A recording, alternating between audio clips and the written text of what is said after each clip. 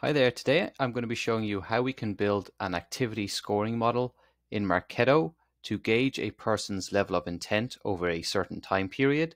This blog post accompanies the Marketo lead scoring blog post and the Marketo lead scoring for activity section. So the first thing we are going to do is take a look at this section so that we can see what the output of the model looks like, what activities are used in the model, and how these activities will be scored. And then later on in this video, we're going to go through the implementation steps in Marketo. So the very first thing we're going to do is go to this Marketo lead scoring blog post and the Marketo lead scoring for activity section. At your company, I'm guessing there are a number of high intent activities like filling out a contact sales form that you might MQL for immediately. However, what happens when a lead does lots of smaller activities like visiting 20 plus web pages and then downloading an ebook, which when you might consider all these smaller activities together, they might warrant the person being handed off to sales and becoming an MQL. This is where a field like the behavior score 7-day field is helpful, because every activity that a lead carries out is given a certain score, and then all the scores for the lead's activities over the past 7 days are summed up and stored in the behavior score 7-day field. So this way a lead's intent over the past week can be assessed using this single field, and different behavior score 7-day thresholds can be applied to leads of different quality. So for example, your top quality leads might only need 10 points to be handed off to sales, whereas the low quality leads might need 20 points to be handed off to sales. And also to give your sales team more context about the activities that a person has done to achieve a certain behavior score 7-day value, we can create a behavior score 7-day history field, which shows all the activities a person has done to contribute to their behavior score 7-day value. The first step when building your activity scoring model in Marketo is to collect all the activities that you have in Marketo into a Google Sheet and then assign a point value for each activity. So you can use this sheet as an example where we include all our activities and we give each activity a score. And then in columns E to G, we group all the activities by the same type. So all the page view events together, all the number events are together, all the content events are together, and so on. And this makes it easy to compare the scores of activities with the same type. So for example, we can see whether it is fair for a competitor page view to get 3 points when viewing 10 plus generic pages is only worth 2 points. So grouping them together by type makes it easy to compare activities within the same type together to see if their scores are fair. And then in columns A to C here, we sort all the activities in descending order of score. And doing this makes it easy to compare the scores across different types. So in this case, columns A to C make it easy to see whether purchasing more than 10 numbers, if this is fair to be worth 5 points, when contacting sales is also worth 5 points. So this is how sorting all the activities by score allows you to compare them across all the different types to see if the points assigned are fair. The final thing you need to define in your scoring model is what the thresholds should be for leads of different quality. So you could say that A quality leads need 10 points to be handed off to sales, and then D quality leads need 15 points to be handed off to sales. Once you have defined these thresholds and the scores for each activity, you are now ready to implement this scoring logic in Marketo. So now we'll head back to the Marketo activity blog post and talk about the steps involved in implementation. The first step in our Marketo implementation is to create a smart list for each activity in this sheet to see whether there are any people who have carried out this activity in the past 7 days. So let's take a look at some of these smart lists. So these smart lists can use default Marketo activities and filters. So for example, we can check to see if anyone has contacted sales in the past 7 days. Or we can also have smart lists for custom activities.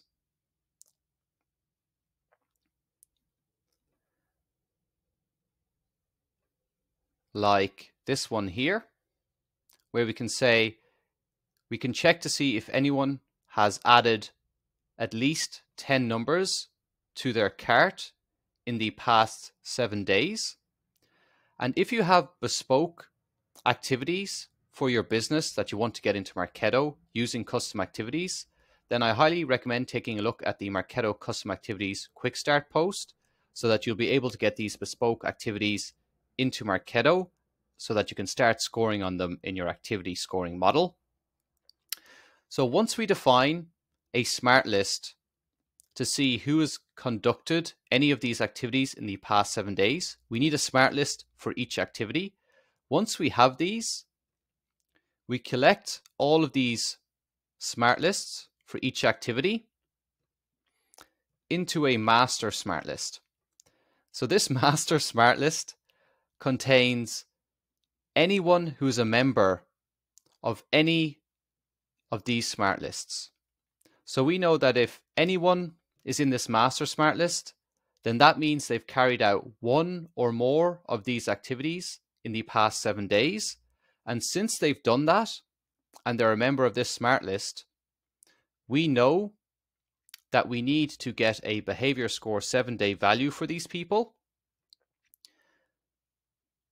So that's why in this master campaign that triggers the whole scoring workflow, we check to see if anyone is a member of this master smart list, and then we can include certain filters like, let's take out all the people who are employees of your company, let's take out all the people who are in the global exclusion list, let's take out free mails, etc., etc. You can define additional filters here. And then once we know who we want to score and who we need to give a behavior score 7-day value, we then schedule this master campaign to run at a certain time every day. So we can set it to run at 8 a.m. Central Time every single day to calculate a person's behavior score 7-day value looking back over the previous 7 days. One important thing to note here is that since we want people to have their behavior score 7-day value calculated multiple times, that is, each time they conduct one of those activities we track, we need to set the schedule to allow the person to go through the flow every single time. And we need to do the same for each of these campaigns down here. We need to ensure that the schedule of these campaigns is set to allow the person through every time so that we can score them every single time they conduct one of those activities. So let's go to the flow of the master campaign to see how we kick off the waterfall logic to successively call each of these subsequent request campaigns. So the first thing we do in the master flow is that if the behavior score 7-day history field is empty, then we just populate it with the current timestamp, the quality of the lead, and if the behavior score 7-day history field is not empty, then that means we already have a value in this field. The person has already run through the scoring mechanism. Then we pull in whatever information is already in this field using the 7-day history lead token, and then we append on the timestamp and the person's quality. So what this looks like, to go back to this blog post, is if it's someone's first time through the scoring mechanism, then this field will be empty. So as I mentioned before, we just populate these values. However, if someone has already been through the mechanism, then they will already have values in this behavior score 7-day history field. So we just want to append on this information to whatever information already exists in this field, and we use the lead token to do that. And then if the person's quality score tier is A, then we just append on. So we take whatever value we've given in this first step and we pull it in using the lead token again. And then we pull in the threshold for A quality leads from the local program token, and I'll show you these in a second. Or if their lead quality is C, for example, we append on the points threshold for C quality leads using the C threshold local program token. And then the final part of this flow is we call the web page scoring request campaign, and then waterfall logic is used so that the web page scoring campaign will then call the content scoring campaign, which will call the event scoring campaign. So let me show you the local program tokens that we use for scoring. So here we can see each of the points thresholds we've assigned for the different quality scores. And we can also see the scores we've given for each activity category. So for the highest intent activities, they get 5 points, and for the lowest intent activities, they get 1 point. And I highly recommend using tokens for this use case, because say, for example, we decide that the highest intent activities from our Google Sheet here, say we want to change all of these from 5 points to 10 points, then we can just make an update here to change it from 5 to 10. And then all of the change data value or change score steps that are in these request campaigns will automatically update to assign a score of 10 for all these highest intent activities. However, imagine if you didn't use tokens for this and you decided to change all of these from 5 to 10 points, then you would have to go into every single flow step and every single change score step, and you'd have to change the score from 5 points to 10 points every single time for each one of these activities. So that's why I highly recommend using local program tokens for your different activity intent categories. Okay, so let's take a look at the first request campaign in our waterfall logic. The very first thing we do in the web page scoring, since it's the first request campaign to be called, is we reset the behavior score 7-day value equal to 0, because we are later going to add on to it for each activity that the person has done in the past 7 days. And then each one of these request campaigns is structured the exact same. There are combinations of change score and change data value steps, and they always occur in pairs. For every change score, there will be a change data value step. And in the change score step, we check to see if someone is a member of a smart list for a particular activity. And if they are, then we assign them certain points. And we can use choice logic to give us more control over how we assign points. So for example, going back to this sheet here, we can see that we want someone to get 2 points for viewing 10 plus web pages. But since they view 10 plus web pages, we only want to give them 2 points. We don't want to give them more points for having viewed 5 plus pages. So we only want them to get 2 points instead of 3. And we can use choice logic to do this. So here we can say if they're a member of the 10 plus page view smart list, then we'll assign them the low category of points, which in this case is 2. Or if they haven't viewed 10 plus web pages and they've viewed 5 plus web pages, we'll give them the lowest category points value, which in this case is 1. Else we do nothing, so therefore the person doesn't get any points for viewing any generic web pages. And another great example of this is purchasing phone numbers. So say, for example, here, if someone purchases more than 10 phone numbers, we only want to give them 5 points. We don't want to give them an extra 3 points for purchasing less than 10. We don't want to have to give them 3 points for adding numbers to a cart, because adding these numbers to your cart is a prerequisite to purchasing these numbers. And also searching numbers is also a prerequisite to purchasing numbers. So if they conduct this activity, we only want them to get 5 points. We don't want them to get extra points for any of these. And again, we can use choice logic in our flow to achieve this. So here we can see that if someone is a member of the purchase greater than 10 numbers in the past 7 days smart list, we give them the highest category of points, which is 5. Or if they haven't purchased more than 10 numbers, we check if they purchase less than 10 and we'll assign them a value of the medium score, and so on until if they haven't done any of these activities, then they won't be given any points. So using this choice logic will ensure that someone will only get points for one of these activities and not all of them. And then whatever choice logic we have in this change score action is replicated in the corresponding change data value flow action. So we check to see if the person is in the exact same smart list, and then we append on to the behavior score 7-day history field the name of the activity and the points assigned for this activity, and the name of the activity for convenience sake. So we can see here it's portal purchase greater than or equal to 10 numbers. I have that specified in the Google Sheet here for convenience.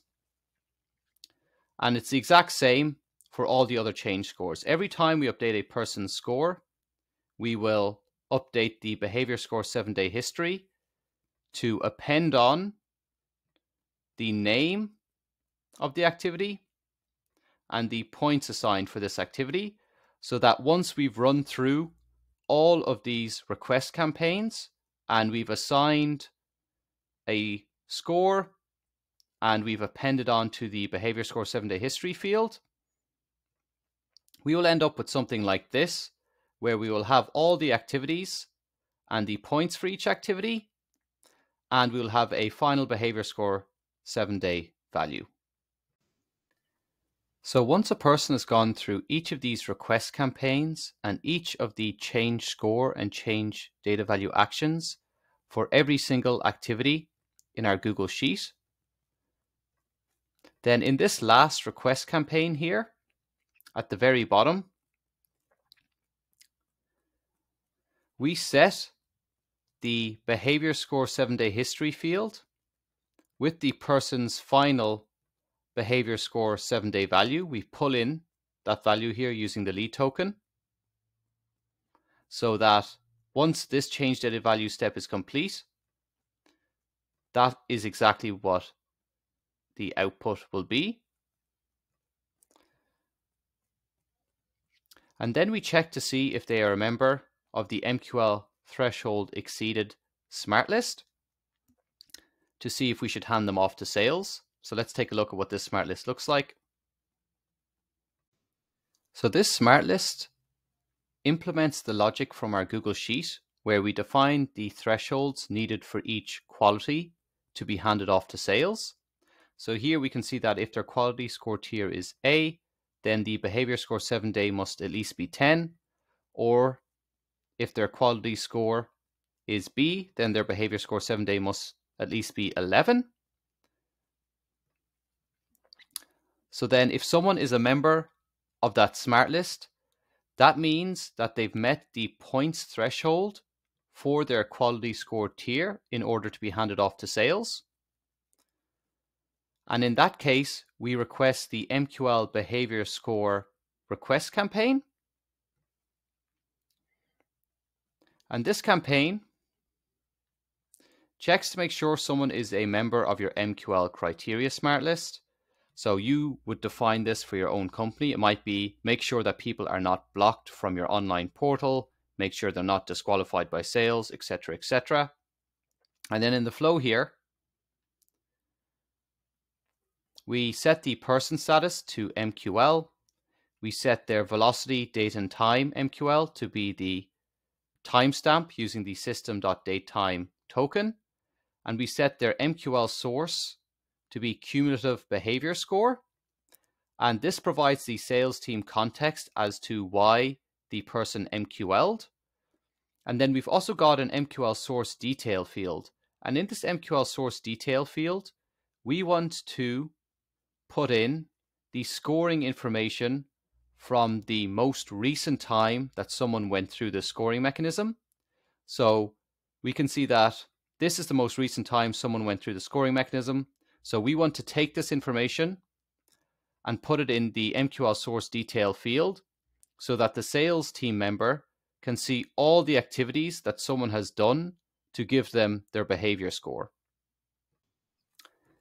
So in this change data value flow step here, we can see that if the behavior score 7-day history field does not contain a comma and an open curly bracket, then that means it was their first time going through the scoring mechanism. So we can see that here, that if it contains the comma and an open curly bracket, that means they've been through the scoring mechanism multiple times. So if it doesn't contain this, then we know it's their first time through the mechanism. So we can just populate the MQL source detail field with everything that is in the behavior score 7-day history field. However, in the case that the behavior score 7-day history field does contain this, that means that the lead has been through the scoring mechanism multiple times, and we need to call a webhook in order to extract the most recent information for the most recent time the person went through the scoring mechanism. And we use a webhook in order to do this. As I mentioned in this blog post here, I'm having to scroll down a bit. You can either use the Whoosh Marketing Excel calculator to extract this most recent scoring information, or you can use FlowBoost. Both of these solutions allow you to send information to a calculator and get a response back that you can use in Marketo. The examples I'm going to show you now use the Whoosh Excel calculator. And if you're not familiar with using lead tokens in webhooks, like I do in this video, or using the Whoosh Excel calculator or FlowBoost, or doing response mapping, then I highly recommend taking a look at the Marketo webhook guide with example post to get a thorough walkthrough of all of these concepts. So let's go to the admin section in Marketo and take a look at this webhook. There's no need to understand exactly what this formula is doing, because you would most likely need to modify the formula for your own specific behavior score 7-day history field. However, what I want to point out is that we are able to send field values to the Whoosh calculator by using lead tokens. So we send it the behavior score 7-day history field, and then the result it will turn, the result Whoosh will return by executing this Excel formula, will be stored in the MQL source detail field. So once this formula executes, the value that will be stored in the MQL source detail field will be this scoring information for the most recent time that someone went through the scoring mechanism. This is how we can hand someone off to sales, and using the MQL source and this MQL source detail value, we can provide them with context about the activities that the person has done that led to them MQLing. And the final part of this whole scoring workflow is to reset the score of anyone who didn't go through the mechanism today. Because if they didn't go through the scoring mechanism today, that means that they haven't had any behavior that we track in the past 7 days. So we need to reset their behavior score 7-day equal to 0. So this smart list pulls in anyone whose behavior score 7-day is not equal to 0, and anyone who did not have the web page scoring campaign requested in the past 2 hours. Because if they didn't have this web page scoring campaign requested in the past 2 hours, that means they weren't scored today. So if they weren't scored today and the behavior score 7-day value is not equal to 0, we need to reset it. And I run this in the past 2 hours. So this campaign is scheduled to run every day at 9 a.m. Central Time. So if we run the master at 8 a.m. Central Time, then we should run the reset score at 9 a.m. Central Time, so that this date of activity in past 2 hours will capture anyone who did not run through the web page scoring campaign at 8 a.m. So that's why you need to coordinate this time here with when both of these two campaigns run. And then in the flow, it's very simple. We just reset the behavior score 7-day value equal to 0. And there you have it. That's how you can build a scoring model for all your activities in Marketo. But wait, you're not done yet. As I mentioned at the end of this blog post, I recommend taking a look at the Marketo lead scoring blog post, because in here, as well as having this activity scoring model, I've also got 3 demographic and firmographic scoring models that allow you to assess the quality of your leads. And then you can choose your favorite model out of these three and combine it with your activity scoring model in order to build a marketing qualification mechanism. So as I mentioned before, it should be much easier for your top quality leads to become MQLs based on their activity versus the low quality leads who need to show more activity to become an MQL. And I show you how to do all of this in defining these models in these three sections. And then I show you how to build and combine your activity scoring with your demographic and your firmographic scoring in this MQL model outline here. If you found this video useful, then please give it a like. If you want to see more content like this in the future, then please subscribe. And if you have any questions, please leave them in the comments of this video. Thank you.